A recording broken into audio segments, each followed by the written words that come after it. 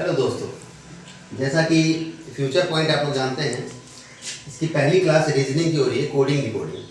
तो coding decoding में सबसे पहले क्या होता है कि आपको अल्फ़ाबेट्स जो होते हैं उसके नंबर्स को याद करना पड़ता है। तो उसके लिए भी ट्रिक है। कंपटीशन में जितनी ट्रिक को आप यूज़ करेंगे तो आपको उतना ज़्यादा सफलता मिलेगी, क्योंकि बना तो सभी लेते हैं, महत्व जो है कम टाइम में बनाने का है। तो कौन कितनी जल्दी बना पाता है, कितने ज़्यादा क्वेश्चन को अटेम्प्ट कर पाता है। तो आइए कोडिंग डिकोडिंग में हम लोग देखते हैं। जैसे एक तरीका होता है A B C D E F G H I J K L और M। तो आपके 1 2 3 4 5 6 7 8 9 10 11 12 13 हम लोग जानते हैं अल्फाबेट्स 26 होते हैं। तो 13 को हम लोग इस तरह लिख लिए। उसके बाद यहाँ से N लिखते हैं, M N O P Q R S T U V W X Y Z। इसे देखिए, ऐसे लिख लेने से बहुत सारे फायदे होते हैं। एक तो हम लोग को ऐसे याद कर लेते हैं।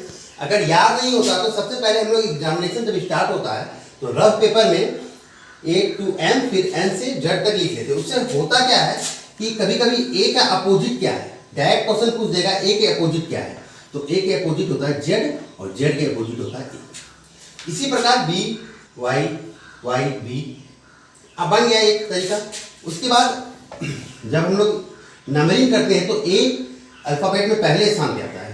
1 2 3 4 5 6 7 8 9 10 11 12 13 14 15 16 17 18 19 20 21 22 23 24 25 26।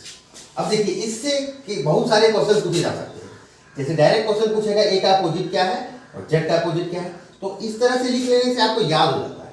दूसरा क्या है कि पूछ देगा कि अल्फाबेट में 22वें स्थान पे कौन है, 22वें स्थान पे B है। तो इससे डायरेक्ट क्वेश्चन भी हो जाता है।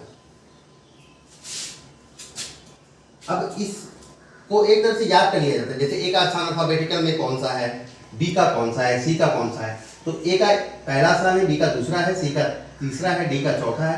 ऐसे करके M और N और अपोजिट भी आपको याद करना है। A का Z, Z का A, B का Y, Y का B। इस तरह से इससे अब रिलेटेड हम लोग क्वेश्चन पे आते हैं। क्या क्वेश्चन पूछा जा सकता है?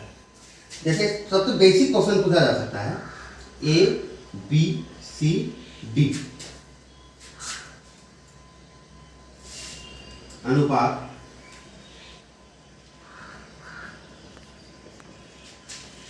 तो ये तो एकदम इजी लग रहा है। A B C D serial है तो E आएगा यहाँ पे। दूसरा क्वेश्चन पूछा जा सकता है A Z अनुपात B Y। तो हम लोग जानते हैं A का उनका Z होता है, B का उनका Y होगा, तो यहाँ पे Y होगा। तीसरा क्वेश्चन पूछा जा सकता है A C E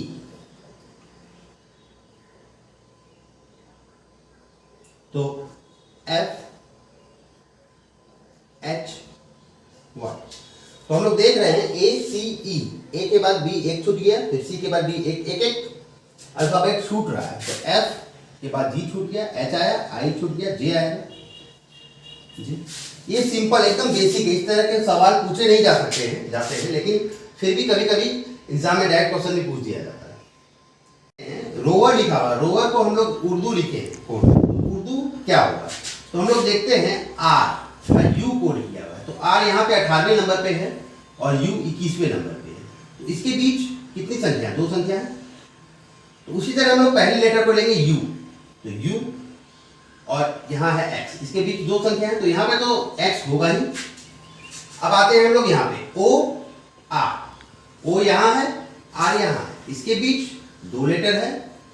अब R है तो R के पीछे आएंगे 2 लेटर U, ये 2 लेटर यहाँ पे U होगा।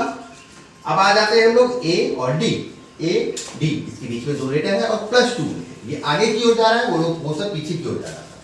तो अब आ रहे हैं हम लोग D D, तो +2 ये G आएगा, G R U, फिर R U 2 अंक है पीछे की ओर u, u से पीछे की ओर 2 अंक x, यानी x u g x, ये हमारा आंसर होगा। तो इस तरह से ही क्वेश्चन आते हैं। तो आपको सबसे पहले इसकी सीरीज याद करनी होगी, कौन किस स्थान पे आता है, तो उससे ज़्यादा। और क्वेश्चन देख के सबसे पहले हम लोग को स्ट्राइक करना है कि आगे की ओर सीरीज है, पीछे की ओर सीरीज है, प्लस हो रहा है, माइनस हो रहा है। सबसे बड़ी चीज़ ये, जितने जल्दी आपके दिमाग में ये हिट करेगा ये सीरीज किस तरह की, आपका सवाल बन जाएगा। कभी कभी होता है कि बहुत ईजी सवाल भी नहीं बनते हैं और काफ़ी डिफिकल्ट सवाल भी आपके स्ट्राइक कर जाता है माइंड में, तो तुरंत वो सॉल्यूशन हो जाता है। अब हम लोग आ रहे हैं अगले क्वेश्चन पे।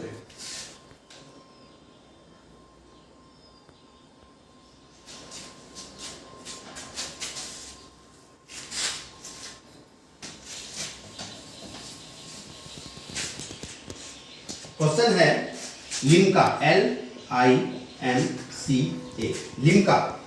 लिम्का को हम लोग कोडिंग किए हैं HJLDZ। तो उसी तरह IFIFWJBP को किस तरह से कोडिंग करेंगे, ये क्वेश्चन है। तो सबसे पहले हम लोग को जब क्वेश्चन आता है तो पहले वाले कोडिंग को देखते हैं, दूसरे वाले को भूल जाते हैं। इसको पहले वाले कोडिंग को देखते हैं कि क्या सीरीज है उसमें। यहाँ देखिए फर्स्ट लेटर L है, यहाँ H है, तो देखेंगे हम L और H कहाँ पे है, L और कहाँ पे है H। L यहाँ है, H यहाँ है। इसके पीछे 3 -3 हुआ है, बीच में 3 अंक है। इस दोनों के बीच 3 अंक है, माइनस पीछे की ओर है। I कहाँ है, तो इस तरह ये वाला हम लोग देखेंगे और बनाते चलेंगे। पहला एक देखे बनाए, ये नहीं कि पूरा सीरीज देखेंगे तब बनाएंगे, इससे क्या भूल जाएंगे आप। पहला है तो पहला देखेंगे हम लोग I यहाँ है और उसके बीच में 3 अंक होने चाहिए, यानी JGE। E है F, E होना चाहिए, पहला अंक हम लोग E लिख देंगे।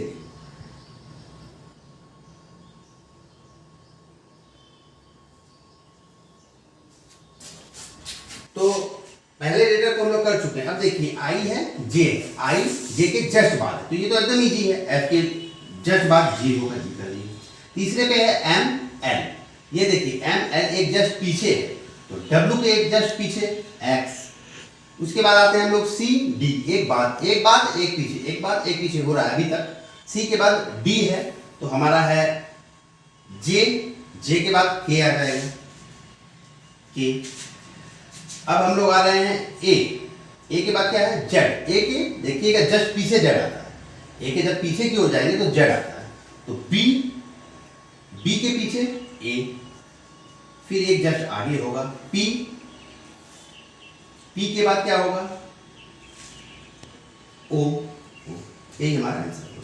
तो जरूरी नहीं है यहाँ पे 5 लेटर दिए हुए, यहाँ 6 भी दे सकता है। तो सीरीज तो आपको मालूम है, एक पहला वाला लेटर को छोड़ के एक प्लस एक माइनस, एक प्लस एक माइनस हो रहा है। तो ये हमारा सॉल्व हो गया। किताब नहीं है अभी मेरे पास रीजनिंग की, तो इसके कारण मोबाइल से पढ़ाना पड़ा सवाल देख के।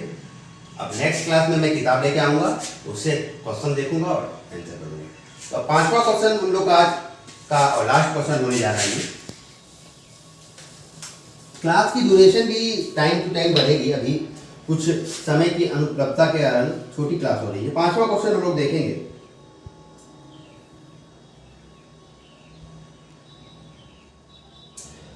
हिल्टन,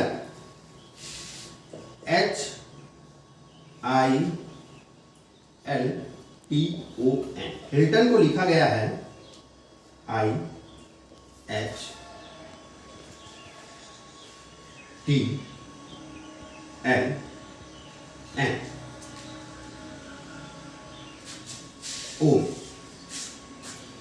उसी तरह बिलियन को किस तरह लिखा गया, BILLION,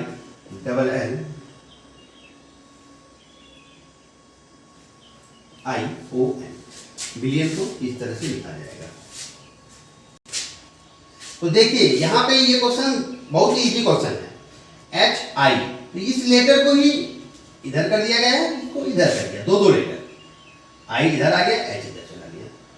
LT, T इधर आ गया, इधर चला गया। ON, O उधर चला गया, N उधर आ गया। तो इसी तरह हम लोग दो की सीरीज लगा लेंगे पहले।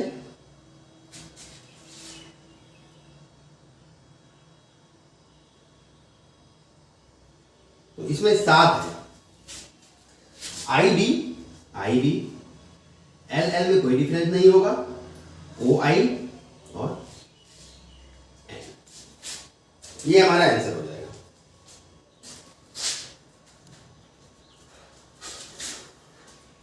तो आज की क्लास दोस्तों यही खत्म होती है, फिर मिलेंगे कल, तब तक के लिए अलविदा।